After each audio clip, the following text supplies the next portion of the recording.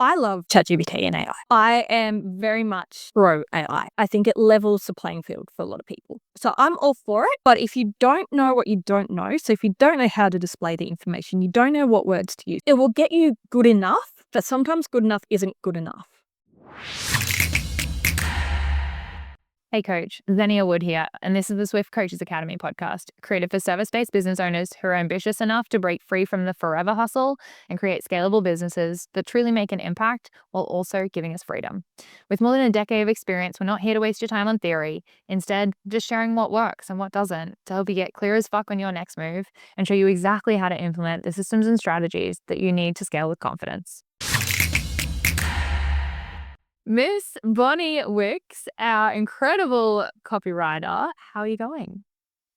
But I am really, really good. I have this really weird sense of hope for 2025 for everyone, for life, for business. I feel like there is just like that really tingly new energy.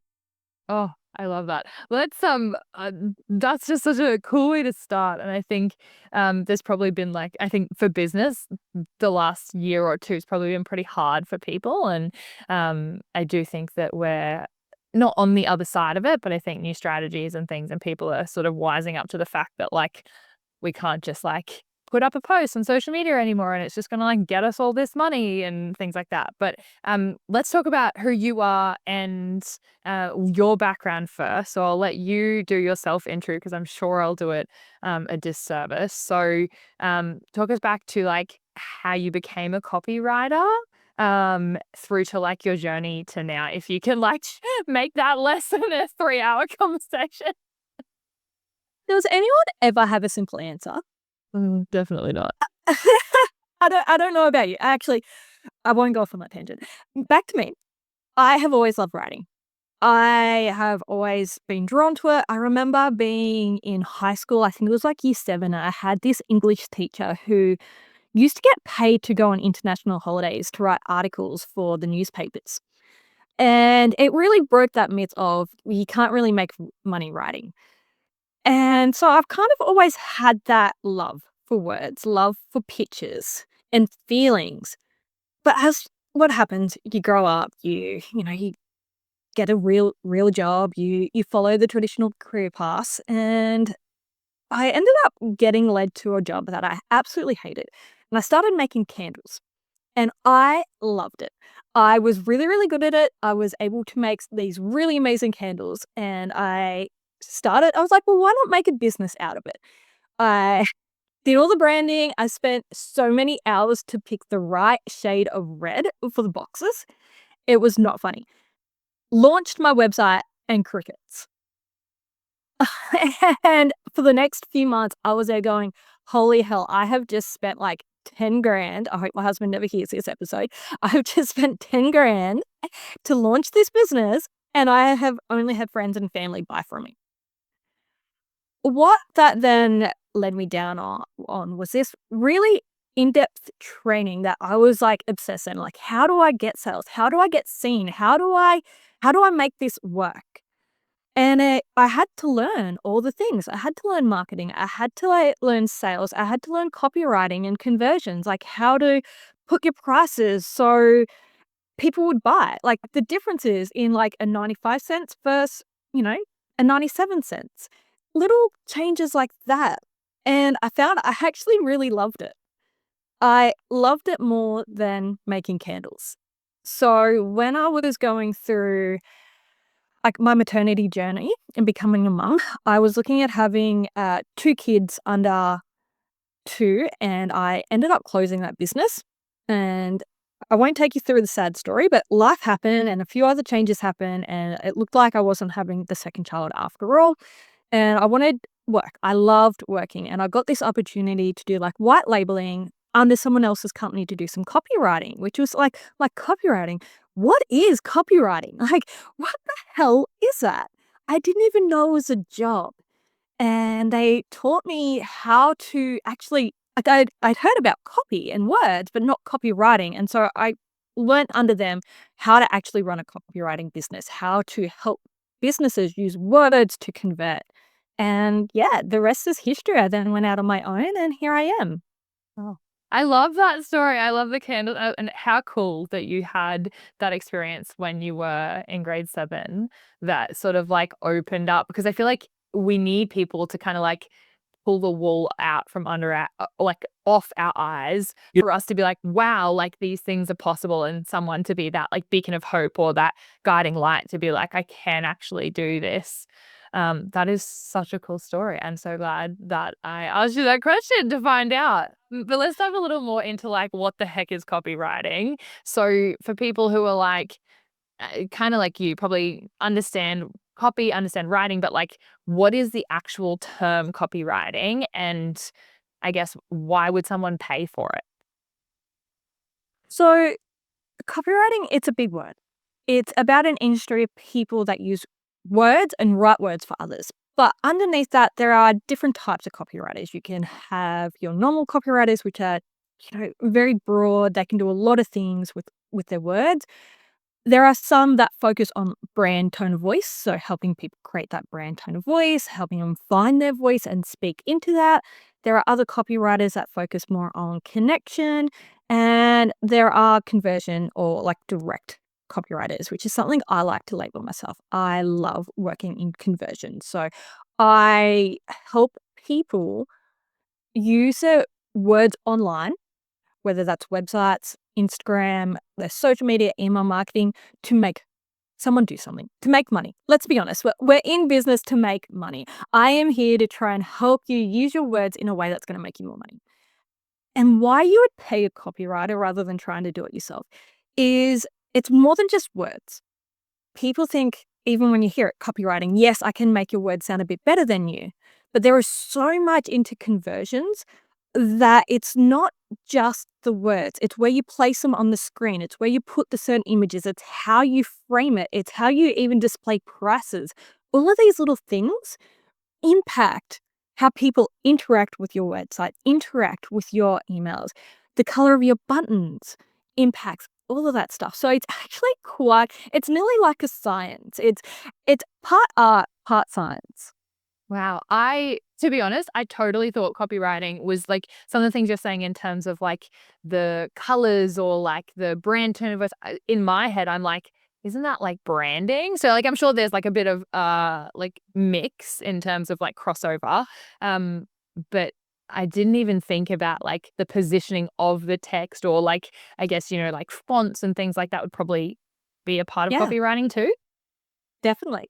One example of that is if you've got a large discount on, say, like a program or an early bird offer or anything like that, if you display that discount in an ugly font, it actually increases the amount of people that are appealed to that offer that think, oh, yeah, that offer is so much better, which is so crazy when you think about it. Like changing a font to be ugly can impact how much money you make at the end of the day. That's wild. And then I feel like everyone who's in like branding and design is like, I can't do that. Exactly. Mm. And this is where it comes down to different types of copywriter. I really love conversion copywriting because I am passionate about helping businesses make more money because I feel like that makes more positive impact in the world. Mm. If everyone is financially secure, that ripples out. You know, people can be more happy, they can be secure. And so I really love and I really am passionate about helping people get the most out of their websites and the digital presence. And yes, that will mean sometimes stepping on the foot of their designers or going against what their brand strategists may say. Yeah. Wow. I love that. I think that lens of like conversion copy sounds really powerful. I think I'm going to ask some questions that maybe you listening are thinking about that I sort of thought about with coming to this to make sure we can grab all of the juicy goodness in your brain. So I think the first question that a lot of people will come to is, well, why can't I or why shouldn't I just use ChatGPT? I love ChatGPT and AI. I am very much pro AI. I think it levels the playing field for a lot of people. So I'm all for you using it. It's just using it strategically. AI is it's a predictive model. So it will try and predict what words to use based on its large data sets. which means that if you're not careful, it's going to reuse the same words for you as it does with every other person in your industry, because that's just how it works. It's how it's trained, how it's primed. It's primed to be predictive of what it should be saying. So you really got to use it in the right way. Asking the questions like, how is it best to display this information? Can you give me some information on how to display these prices if I'm looking at this? Hey, ChatGPT, I'm looking at doing a free trial. Is it better to do a free trial or, get someone to pay like $1 for the trial? Get it to ask those, like to give you that information and then say, okay, can you please put it into this text? So it's using chat in the right way. So I'm all for it. But if you don't know what you don't know, so if you don't know how to display the information, you don't know what words to use, if you don't know how to display your offers, it will get you good enough, but sometimes good enough isn't good enough. Mhm. Okay, cool. So can you explain to me the difference between like something that maybe a sentence that like chat would use versus like how you would zhuzh it up or personify it or make it specific? Let me give you maybe like if we can do a little like mock example because I'm sure you work better with that. Is that cool? Okay, cool. So, let's say that I am a personal trainer and I work with mums with kids under 5, help them to feel confident and get strong post baby. And I have an offer that is maybe I'm doing like a Kickstart challenge or something, and it's like an 8-week challenge, and it's I don't know, maybe it's like $80 a week for 8 weeks and they get like a ton of inclusions. We won't go through everything, but they get an incredible transformation, feeling stronger, drop a dress size, that sort of stuff. With that information, can you give me like an example of maybe what chat would somewhat spit out versus like how you might adjust that? Yeah, definitely. You will often find when you put that into chat, it's going to give you some pretty boring answers. It will give you like 8-week program to feel strong and be confident, or 8-week program to, get your pre-baby body back. It will give you big words. It will use words such as confidence and lose weight, which you need to dig deeper. What does confidence look like? How does it feel? Like, what does that show up in your client's life or your potential client's life? And this is what ChatGPT can't do. It cannot truly understand your ideal client. It cannot understand what confidence means to them, how it would show up in their life. It cannot understand the challenges that a mum would be looking at. So then what I would say is you would need to really understand your ideal client and do some homework first, such as looking at some Reddit articles, looking at Mamma Mia, really looking at places where your ideal client have written the challenges that they're having, copying and pasting that into ChatGPT and be like, hey, can you now give me something better? And this is when you're going to be looking at those frameworks where it'd be like something like, you know, 8 weeks to fit into your favorite jeans that you last wore to the Bon Jovi concert, or how to run 5 miles without wearing your pants. Because as a mum postpartum, I can tell you the fear of wearing your pants when you go to a yoga class or try to get fit is phenomenal. But chat won't write that because chat doesn't know that. So it's really this is where it's like you take what it gives you and you be like, okay, this is kind of the framework. Now, how can I add personality? Like, if it's saying confidence, what does that mean? Can I then add something that's a little bit more visual to it? So, really diving deeper into what that mum with kids would actually want to get out of an 8-week program. If they're wanting to get strong, why are they wanting to get strong? Have they just recovered from a C-section and they're trying to get their core strength back? So adding those in, and only you can do that. So chat can give you the framework, but it's going to use big words that won't evoke specific emotions that will appeal to your clients.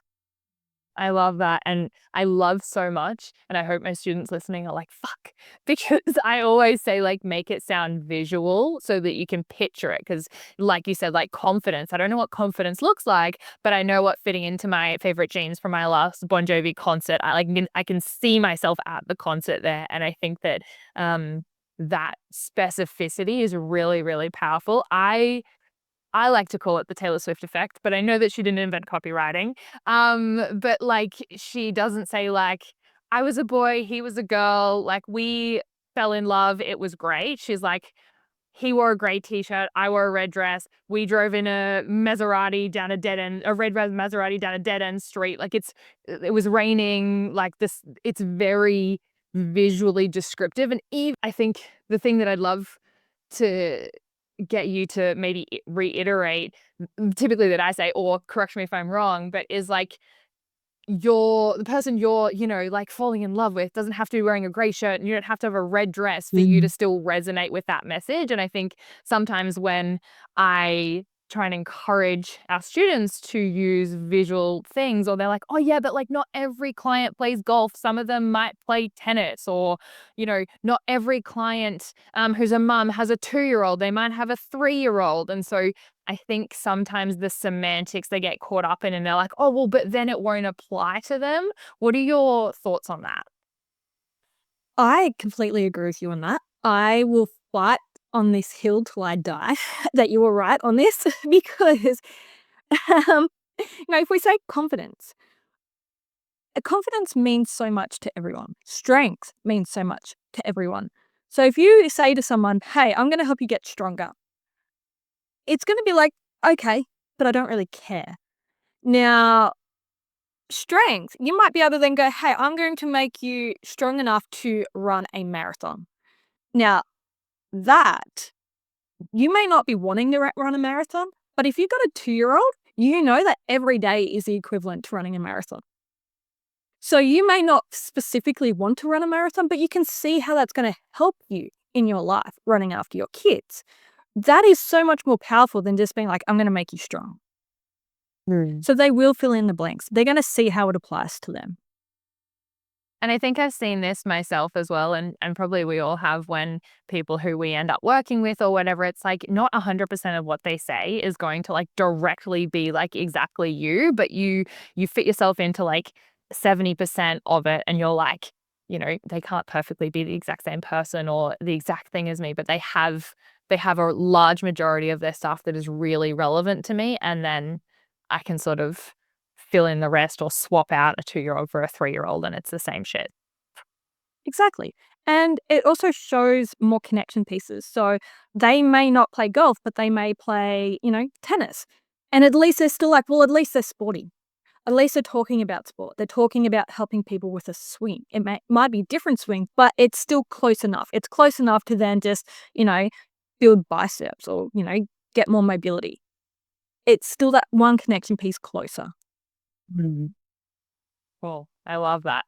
So you've also, I guess you've sort of alluded to like read things that your ideal clients are writing, i.e. like Reddit forums and things like that. Um, if I was to try and help me get better at my own copywriting, do you have any sort of like strategies or tips for me to like get started on that, from like, let's say that I feel like my writing sucks and I don't know where to start, and you say confidence and you say all these things and they sound great, but they're not specifically me. And so I still am just like, I don't know how to word this better. The first step is look at your competitors. Really look at who's doing it well and start to pick up on what they're saying as well, with a little caveat to this. All right. And I'll give you an example from myself, and I'm sure that people can then relate to that. When I first started copywriting and I launched my very first copywriting business, my headline was copy that connects and converts. Now, I then went and did a competitor analysis, and I swear to God, 95% of my competitors were using the same word. And it's like, okay, that's great. So people can understand what that means, but now they're not going to be able to tell the difference. And so this is where you really want to look at those people that are top of the game. They're the people that are charging like 10 times more than you, and you're looking at them going, how can they justify charging that much? Look at those people. What are they using in their messaging? How are they showing their information? How are they writing it? And really start analyzing it different to what you're doing. Then you look at your tone of voice. You're looking at your customers. So you voice of customer research. What words are they using online? Are you using those words as well? If someone is saying that they want to get, they want to hit their personal best and be able to deadlift 165, that's way more specific than just getting strong or, your startup weightlifting program. Where's the disconnect between what your customers are writing that they're wanting and what you're writing and saying you're offering? And really just analyzing it. And you have to take a step back. The third thing now, there is a very big difference between writing and editing. So where a lot of people make the mistake is that they'll write their website copy, they'll write an Instagram post, they'll write their offer, and they'll be like, oh, I'm done. It's good enough. But the magic is in the editing. And you can't edit while you write. You've got to write it, at least wait 24 hours, and then come back to it with fresh eyes. Like, where have I repeated myself? Where have I maybe fallen into the expert trap, which is where you know so much about the offer that you can't see the information you haven't put in. Can you give me an example of that? Because I know exactly what you mean, but I think I just want to make sure that everyone listening can clarify that in their mind too. This shows up so much. So 2 examples. First of all, I'll give an example of myself. When I recently launched my latest conversion audit, yes, as a copywriter, I fell trapped to this. I submitted it for review of my business coach, and she's like, Bonnie, nowhere at the start have you mentioned that they get a personalized audit, that it's a personalized you going through their website audit. I'm like, holy shit. I'm like, I knew what they got, but I didn't convey it very well because I was too close to it. I recently then audited someone's sales page, and they have this incredible program. It sounds amazing. You're going through this landing page and you're like, yes, this is me. Like, I want this. I want this. And right at the end, it's like in-person event in Perth. And it's like, that was like right at the bottom of the sales page. They knew that this was an in-person event. They were so close to why they decided to make it in person, why it should be in person. They live in Perth, but they forgot to bring the readers along with it. They weren't putting it in any of their socials. They weren't putting it on their sales page. So they're bringing in all this traffic who were online, overseas, who wanted this product. But because they were so close to it, that they just didn't even think to mention it. And so how do we get out of that trap? So the 24-hour thing is great. Do you try and get like your ideal client or like one of your your top clients who's just, will go out of the way to help you? Or do you get your grandma who knows nothing about it? Like, who should you be getting to review and edit this? Or is it okay to just give yourself 24 hours? There's 2 parts to this. One is, if you can find anyone to look at it, great. I always say that copy is about communication and your communication is about comprehension. And you should be writing at a grade 5 level. Like, your grandma should be able to read your sales page and know exactly what your offer is. They should be able to tell you what you do, what they're going to get from it. If your grandma can't do that, there's something wrong with your copy. I really love that. I think sorry, before you move on, and you might have a different reason to me, but the reason that I think that it's important that like a stranger who's also not your ideal client understands it is because if you're, talking online and maybe like your auntie or your grandma like does see this, they could know someone who's a perfect client for you and want to refer you, even if they're not your ideal client. But if they don't know, so for example, we had a client who talks about being like leak free. And like, she was just, this is just with like postpartum and pregnancy and whatever. And she was so close to it. And I was like, is your tap leaky? Like, what are you talking about? And because I'm removed, I could see that like, okay, you need to be more specific than just leak free. And therefore anyone knows, and can understand and could refer you someone even if they're not your ideal client. Do you echo that? Is there anything Of course, else? I echo that. I 100% echo that. I do think there is room in your copy to add in your customer, voice, where it might be something that some people may not understand, but not a lot. And especially not in your offer. Like when you're writing about your offer piece and what they're going to be getting, it should be any stranger. Any stranger that has no idea who you are, what you do, why you're doing this should be able to pick it up, read it, and understand. And it should be, the aim is to get everyone to understand and see the same picture. That's not always possible, but it's the goal. And so, like you said, with leak free, if you were to say leak free to someone, there's going to be different pictures for everyone. And the goal is to try and make it as specific as possible so everyone has that same picture of who it's for. Awesome. I love that. So I'd love to know what you specifically do as a copywriter. We talked a little bit off air before this started about some shifts, which is very exciting. But obviously, like you've done a lot of copy and done the dirty work for the clients, we can call it. But now you're shifting into like supporting coaches to figure this stuff out kind of like with you. Is that right? That's right. And it comes back to what you're saying about AI. And I think this is really necessary for any business owner. You've got to keep an eye on the trends. You've got to keep an eye on what people are wanting, because this is copy. This is copy and conversion. It's all about communication, comprehensive, and converting people into your offer. And you have to have a relevant offer to have converting copy. And one of the things I've seen is people are using ChatGPT. They're using AI. They may not have the budget for a copywriter, but good enough is not good enough anymore. And I'm really passionate about helping people where they are. So I am shifting now to work in with AI to be like, yeah, people are going to use it. I'm not going to moan about it. I'm not going to bitch about it. I'm not going to try and stop people using it. How can I then go, okay, this is happening. This is the future. How can I work with it? Okay, I can learn how to use it. I can then become a leader in showing people how they can implement that into their business. And I can then be like, hey, you put it into chat, you write it the best you can, send it to me, and I'll edit it for, a third of the cost it would cost for me to write it. I love that. I love that. And I think it's just echoing things that have been showing up recently. I was scrolling through threads last night, and just in terms of like what we would love as a business owner is sometimes not the same as what we would love as a customer. And I think that's really powerful for you to go, you know what, I'm going to take off my business hat, because like what is best for me isn't always best for my clients, and really knowing that long term, what's best for your clients is best for your business. But I think that's a really brave, courageous step to be like, fuck, maybe AI is a bit shit and I can do better, but people are going to use it. So I really love that you're embracing that. Yeah.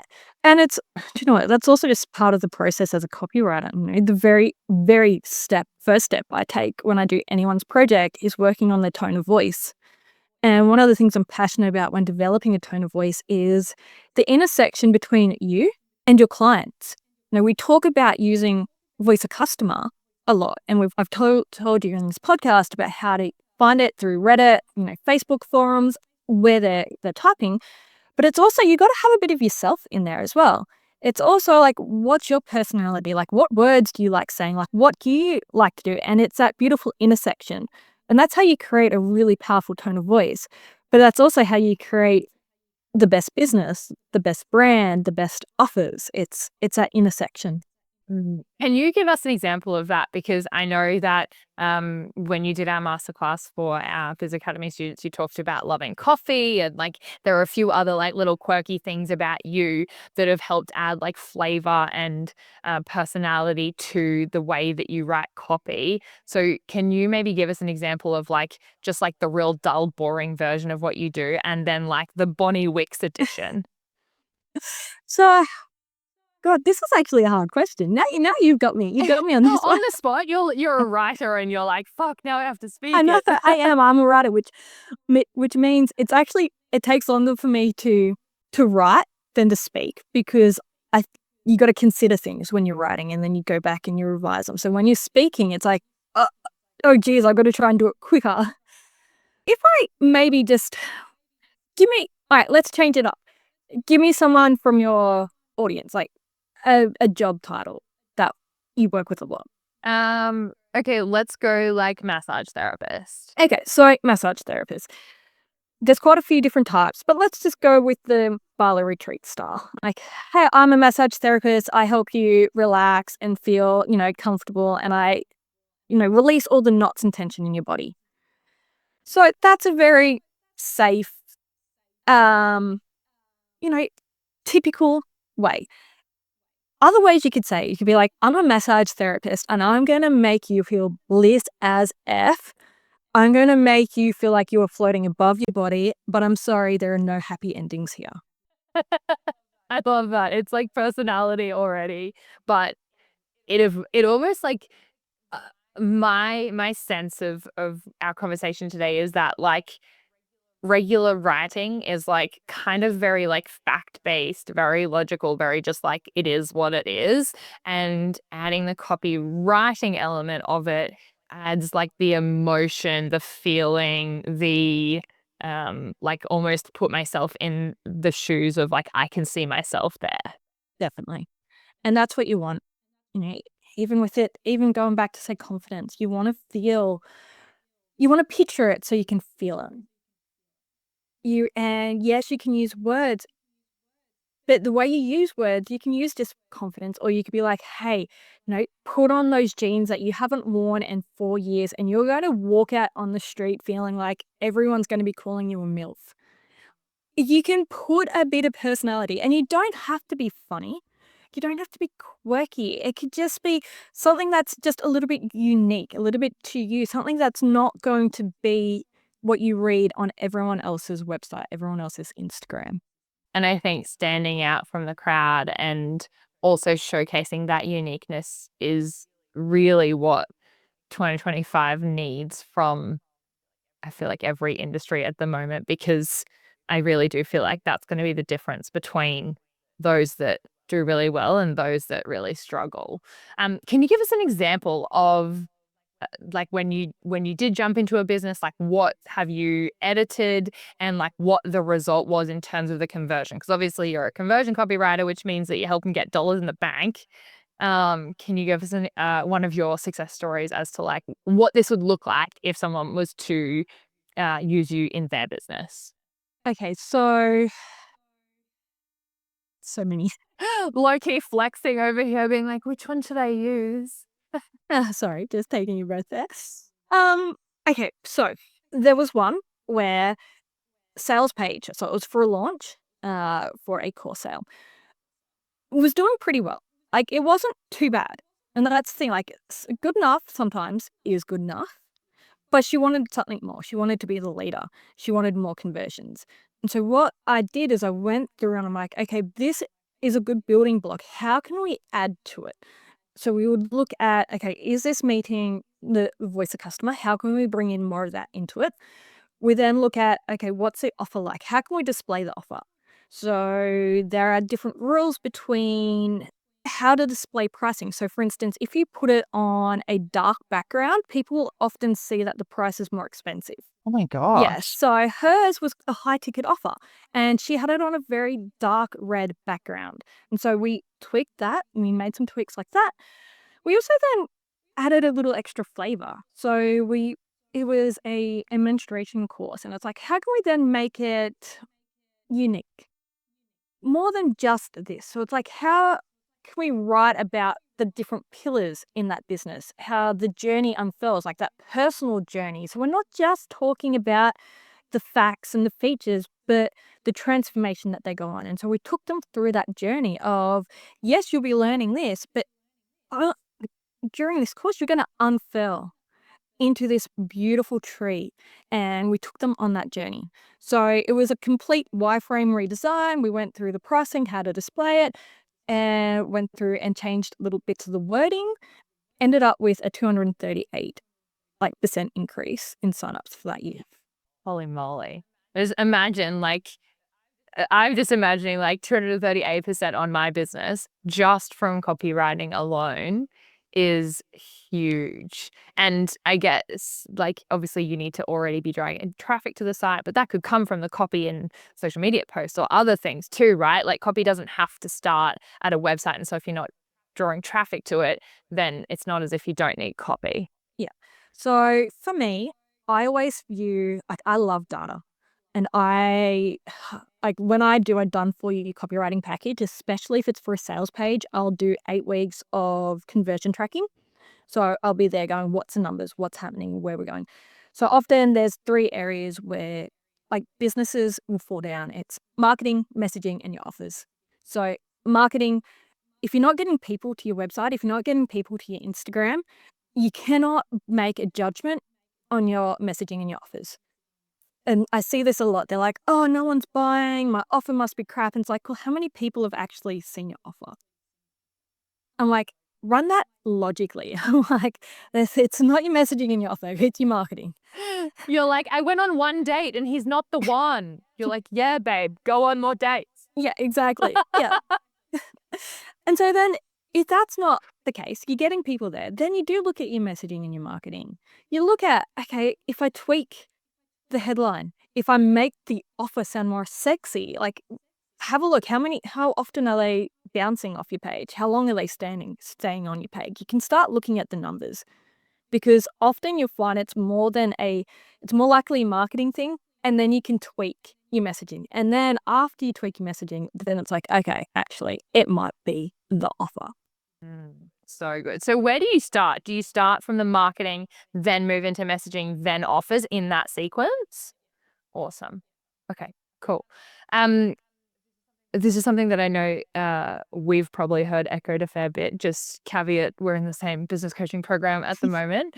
But I thought it was relevant to bring up because we were talking about offers as one of the things that can be the reason why you don't get the sales that you want. I think a lot of people like to name the offer or what, the thing that they're providing as like what they do rather than the result they get people. So for example, let's say you're a personal trainer, you're like, it's 12 weeks of personal training. That's what I hear most PTs say, right? Like, what do you get? Oh, 12 weeks of personal training. It's like, no one fucking wants personal training. Like, if I could sit on the couch and get those results, I'd probably choose that option, Like, Netflix is slightly more fun than going to the gym and, like, doing hard work. Even though I love it, and love learned to love it.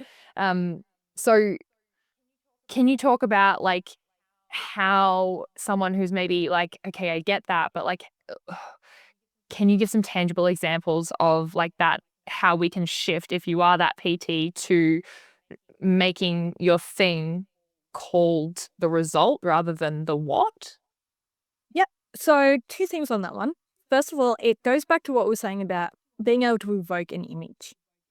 Making sure that if you are writing a title, calling it offer, that they can clearly see the outcome. 12 weeks of PT, that looks so different to so many different people.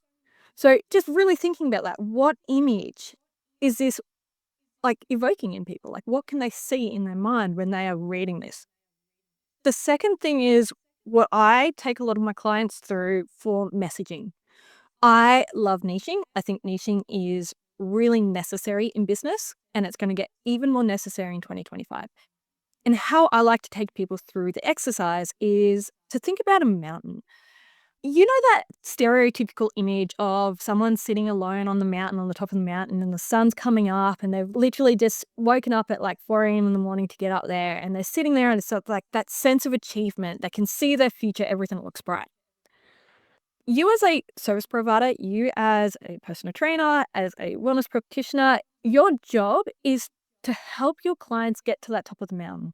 And every client's going to have like a slightly different top of the mountain that they want to get to. But there's this end goal that's going to be very common with people you work with. And this is where the niching comes in, because if you're trying to have too many people, there's going to be too many tops of the mountain. I am a conversion copywriter for coaches and course creators. So they all have a very common end goal that they want to get to.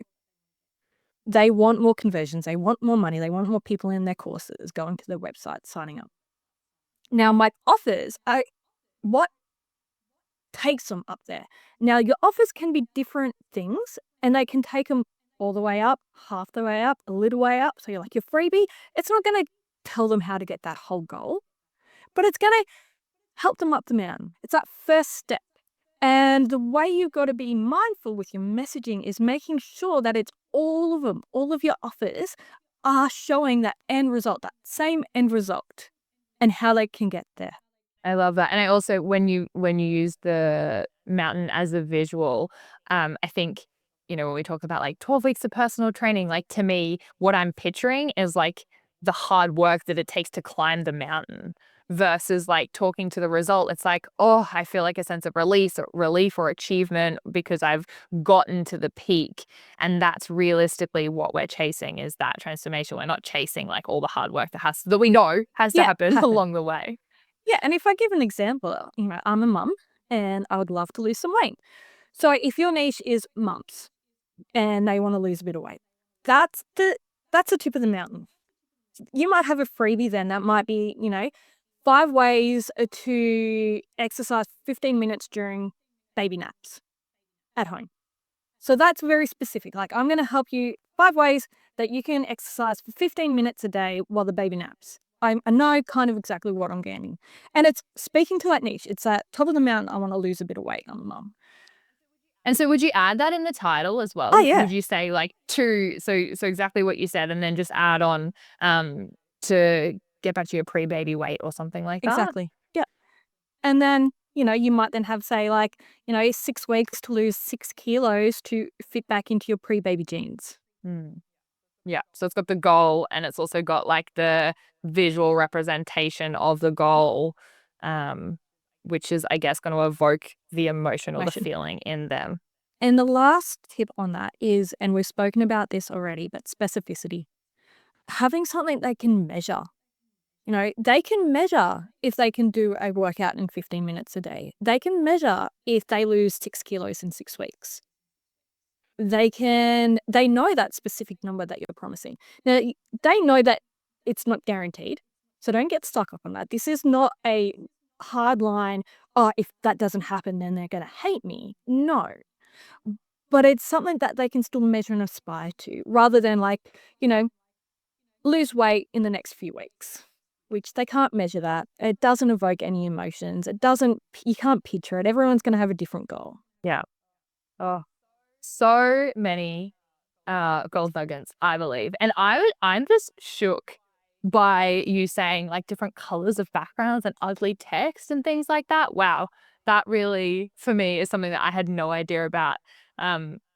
What I love so much though today is that you've also like you're a wordy sort of like creative, but you've also got that really hard data driven sense in you as well. And I think that sort of marriage between those two things is so powerful to have, because obviously copywriting is like the creative and then the conversion is the data. So to blend those together. So if someone's listening to this being like, okay, what do I do now? One of the things that we like to do as a little tradition for our guests on the podcast is the last question we ask is if there was one actionable thing that the people listening can take away from today's episode to help increase their copywriting and conversions, where would they start, or what sort of tips would you have?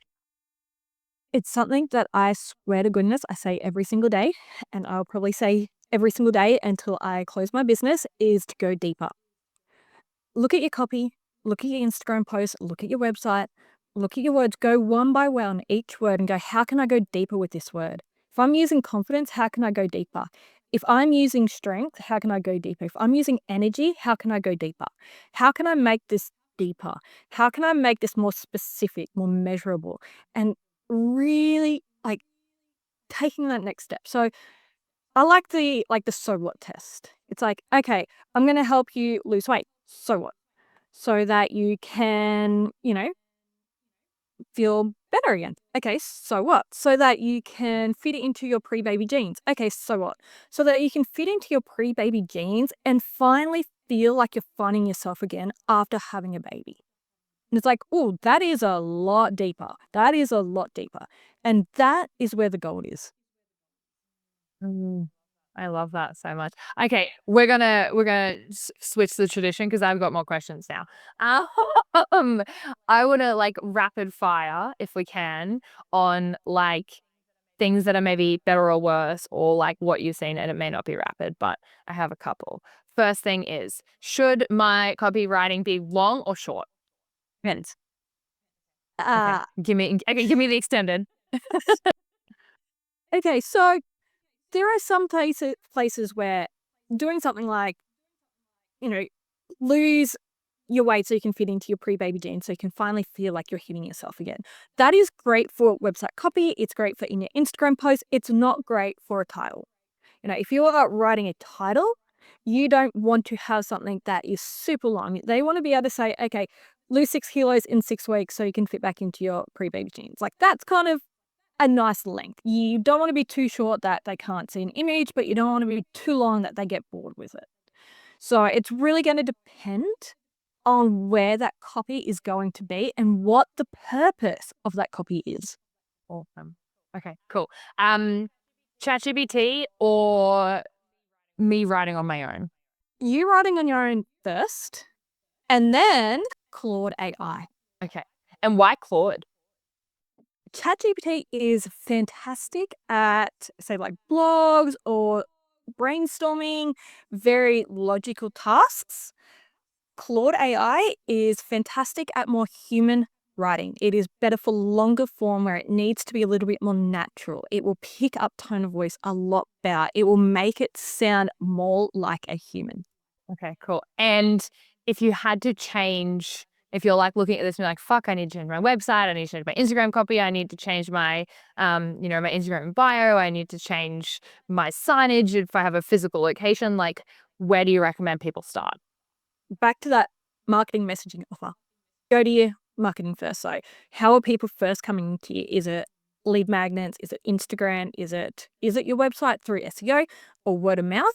Where are people coming into you first with your marketing, and get that right? Because there is no use fixing up your website, fixing up your forms, fixing up all of that if you aren't getting eyeballs to it. Oh, I love that. Oh, thank you so much, Bonnie, for today. And I also love the fact that you just have this knack of being able to like on the fly understand the audience and who you're speaking to and sort of get into things that they would actually want to hear. And I guess that's the skills that you have as a copywriter. So proof is in the pudding, right? You better showcase what you got.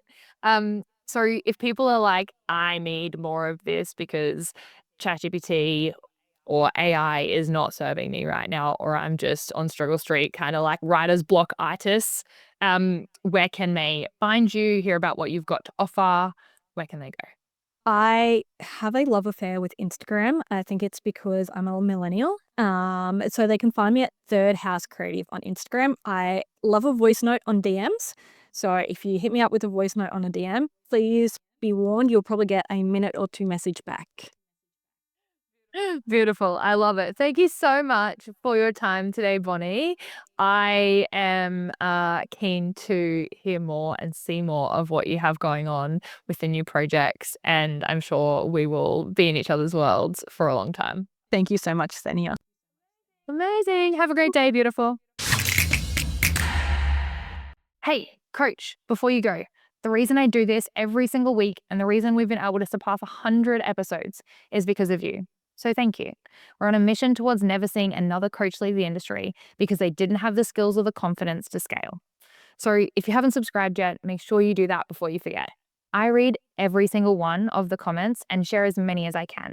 So if you found this episode valuable, sharing it with a friend who might be able to benefit from hearing it would honestly mean so much to me. Until next time, and in whatever you do, move swiftly.